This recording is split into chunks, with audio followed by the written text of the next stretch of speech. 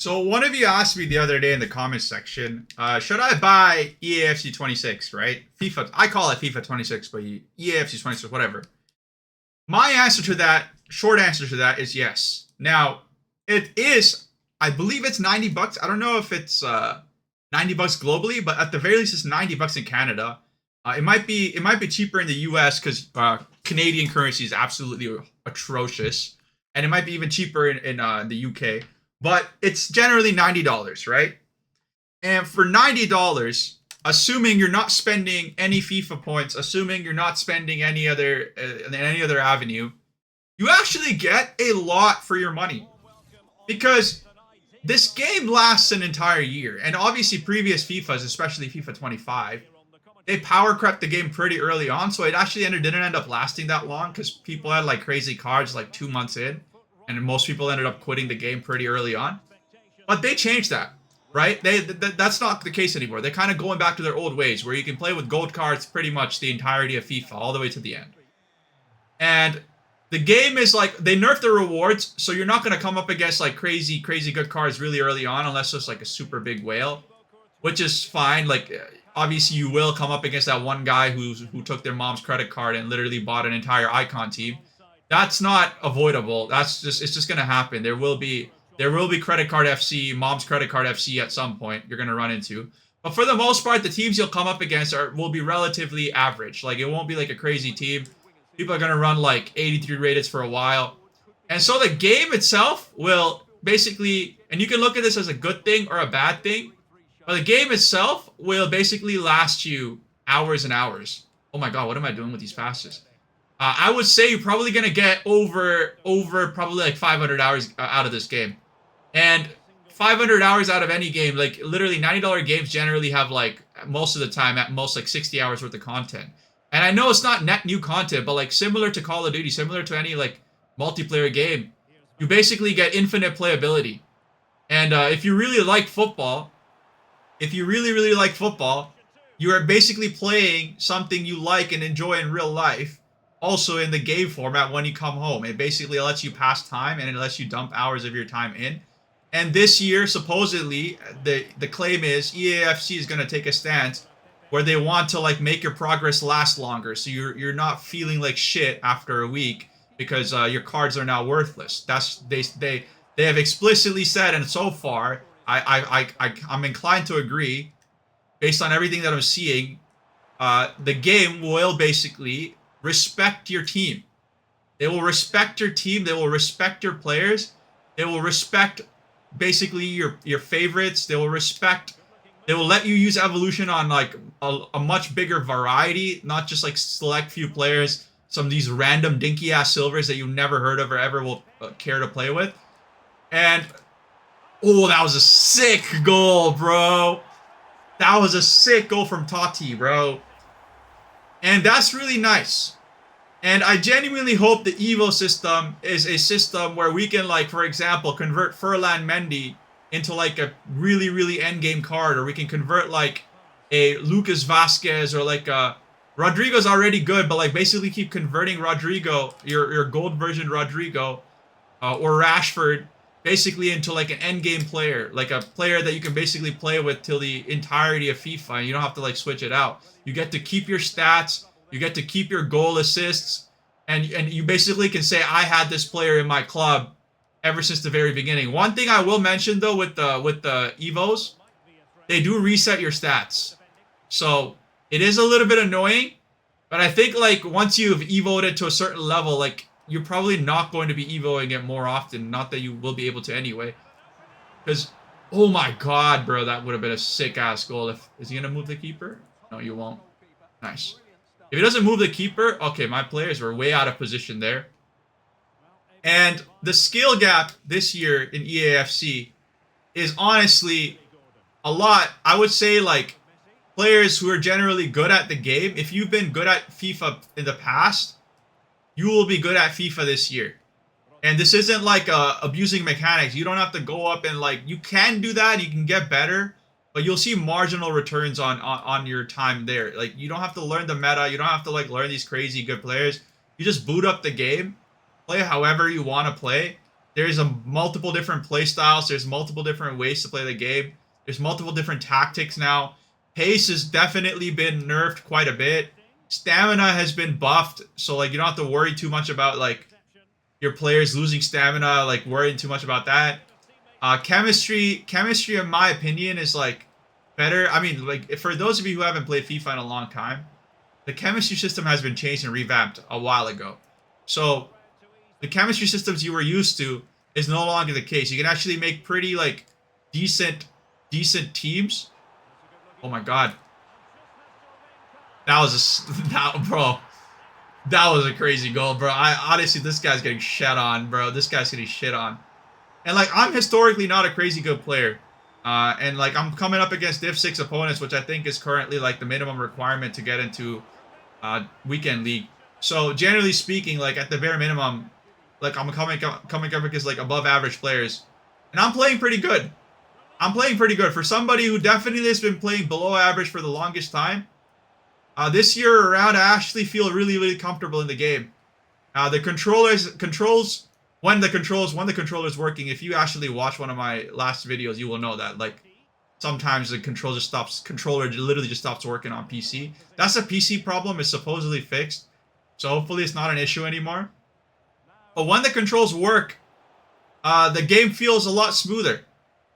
Like, genuinely speaking, it feels a lot smoother. It feels like the players are kind of doing relatively what I want them to do. And most of the time, if they don't do it, it's usually because I mistakenly pressed something wrong. Which historically, I think like with scripting in general in this game, like sometimes like the players will just not listen to you. It reminds me of, if you guys ever watched Pokemon back in the day, do you guys remember the scene where Charizard doesn't listen to Ash?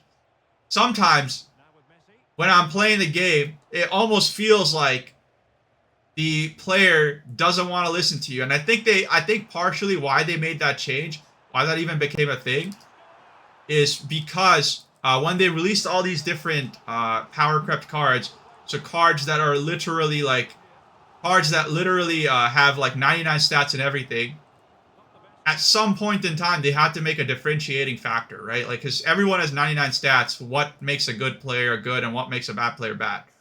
And there are like players with 99 all-around stats that would play bad, and there are players with 99 all-around stats that would play good. So there was like literally in the game code, my background is software engineering, so like I can easily see them like implement something shady like this. I feel like in the game code, historically, they implemented like, oh, if player equals Ronaldo, if player equals Messi, then the AI would be using a different AI, which is generally smarter than your generic AI. And the generic AI would be like, I don't know, certain players would have generic AI. Who would have a generic AI? Who was a really good card, but generally, for some reason, played like shit? Let me try and think. Can't think of any players off the top of my head, because honestly, I didn't really play much last year, because the game was shit. But there were a lot of footy cards that were 99 rated that were just shit. They were just shit. They had play styles. They had the attributes. They had the positioning. They had the stats, but they were just shit. They're just shit. And then like I don't know, a Furlan Mendy who's like 80 rated would be better than them. But then obviously there's certain meta players who would be good no matter what. And there's less of that. I'll be real with you. There's less of that. And I also think the emphasis on like 5-star weak foot, 5-star skill moves, I mean, it makes a difference for sure. But it's not as big. And also one thing that I will add that I actually really liked this year was early on when the game just came out, I mean like literally a week ago, by the way, that was a week ago. The game did come out a week ago. The low-driven shots were insanely overpowered. Low-driven shots were crazy, crazy overpowered. And within like a day or two, they nerfed it. Which is exactly what I want to see. That is exactly what I want to see. Because that means that they're not letting people abuse mechanics. They're trying to keep the game a certain level of balance. They're trying to maintain a certain level of balance in the game. Which, let me score this goal real quick. Oh my god, how did he... Oh my god, who is that? That was an AI defender. I thought they nerfed AI defenders, bro. I can't get a... I can't.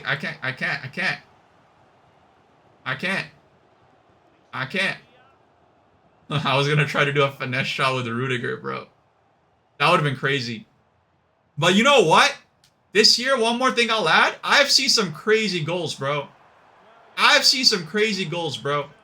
I've genuinely seen like a defender do like crazy finesse goals. Obviously, part of it could be luck, but like I think they definitely made the game, focus the game to be less realistic and more fun, which is exactly honestly how I want it to be. I think if you guys remember, there was two FIFAs back in the day. Well, not really two FIFAs, two football games. Pro Evolution Soccer, and Pro Evolution Soccer still might be a thing, but like there used to be two of them, Pro Evolution Soccer and FIFA. And Pro Evolution Soccer every year looked better. It looked better, but nobody played it. And the reason people didn't play it was because even though it looked better and it played more realistic, the engines, the physics were always better for Pro Evolution Soccer because that's where they put most of their money and effort into. What we cared about was the actual branding and licensing. Like, we just wanted to play with our teams. We didn't want to play with Calcio A. We wanted to play with Juventus, right? This year, I mean, obviously EAFC eventually lost their license too, or not really lost. They literally just didn't pay for it because they're bastards. Billion-dollar companies skimping out on money. You're doing exactly what billion-dollar companies you'd expect them to do. Basically, like, the ones who have the most money tend to be the most skimpiest and most scumbags, the biggest scumbags. I don't know why it is. I don't know why that's the case, but yeah, where they can save money, they will save money. It's just how it goes. But the reason we didn't play Pro Evolution Soccer and we played FIFA was because of the branding. But then eventually FIFA kind of became the go-to because it had better features, better modes, and it primarily focused on fun gameplay. It was a more fun game. Everyone talked about it. Everyone played it after school. Like, it was definitely community driven. It was definitely like less about realism, more about like actually playing the game. And then eventually they started adding like crazy complex systems and trying to make the game more realistic and focusing on like grass mechanics, hair mechanics. And that was cool, right? It was cool at first. But then quickly it became clear that outside of the initial wow, that's pretty sick, nobody gave a fuck. Nobody cared. Nobody cared about the fucking hair strands. What people cared about was the game itself. And this game became like super mechanics abusing, super like get a specific height goalkeeper because the goalkeeper AI is insanely strong. It became like the games would be like 2-1 and you would be like absolutely raging at the end of the game because the 2-1 game, whatever, like, you know what I'm saying? You barely had any opportunity to score, and then like the game you barely like lost. It was just rage inducing. And people would be using the shushing celebration to trigger you more. Then they'd be doing the gritty, and every year a new toxic celebration came out, and the game kind of became a cesspool. It kind of became a cesspool. Players who were really good at mechanic abuse literally loved the game. Players who couldn't do it and just wanted to play some football hated the game because they would come and somebody would fucking do some crazy tap in, then do a couple of gritties and then hop off, and then they would just rage quit. They would just rage quit, right? They changed that. So all those rage baiting morons, they got nerfed. Because, by the way, you could literally flat out just disable celebrations. Like, you don't even have to see them if you don't want to. There's a setting in the game that I honestly don't know why it took that long. They should enable it for people that care for celebrations. They should disable it for people that don't. And, like, you can basically make it so that, like, celebrations are only, like, when you do it, you see it. The opponent doesn't see it. Well, the opponent will see it no matter what if they have the setting turned off. But, like, the opponent can easily turn off the setting. And now the game is focused on gameplay and fun. Like, how do I get more enjoyment? How do I, like, blow off steam? It's not going to fuck up my mental health. I'm not going to get power crept. The gameplay itself, it'll be, like, high goal games. Most games, like, you'll see will end up with, like, at least three or four goal difference. The tight games end up being, like, 7-6. And overall, like, the players who are good actually are good because they like, think through the different plays and through balls and vision and whatnot. Not about like, oh, if you double tap O and X at the same time at the exact same moment. Like nothing complicated. And they've even released systems or settings in the game where you can simplify the skill moves. So overall, like I think the game is in a much better spot than it was last year. So basically, long story short, the game's ending. So let me wrap the video. I don't want to drag this on too long. Long story short, you're gonna have a much better time this year on FIFA. You should definitely buy it. You will spend easily 500-600 hours in this game. So it's already like you're gonna get your money's worth. The game is free to play friendly. Obviously, pay to win players, Mommy FC credit card will definitely be wiping you the floor with their fucking 11 icons. That's just unavoidable. But the power curve will be controlled more. And I think everyone, generally speaking, most big YouTubers have generally said and felt the same way. The game is a lot more fun, and that's not them getting paid. I believe Nick is not even paid by FIFA, so he can basically go and talk shit. And he himself has been glazing FIFA, regardless of the fact that he wasn't being paid by FIFA. So yeah, that is it. Thank you so much for watching. See you next one. Peace.